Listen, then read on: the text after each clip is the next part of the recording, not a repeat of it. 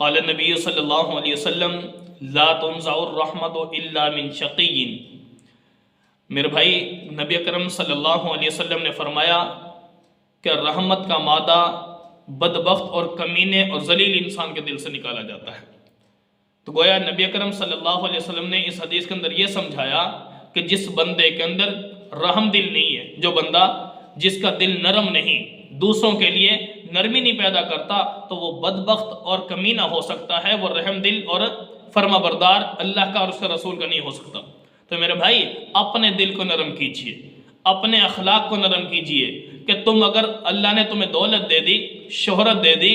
ظاہری عزت دے دی ہے، وقار دے دیا، ان چیزوں کی وجہ سے کوئی غریب تم سے پریشان نہ رہے، کوئی غریب تم سے اپنی حاجت روائی کے لیے مطالبہ کرنا چاہے، تو آپ کا کردار ایسا نہیں ہونا چاہیے کہ وہ غریب اپنی حاجت بھی ظاہر نہ کر سکے، بلکہ اگر اللہ نے ایک طاقت دی ہے تو ایسے سخی بن جاؤ کہ لوگوں کی پریشانیاں دور کرنے والے تم بن جاؤ۔ تمہارے کردار کی وجہ سے لوگ تمہارے قریب آئیں، نہ کہ تمہارے بد کرداری کی وجہ سے لوگ تم سے متنفر ہو جائیں۔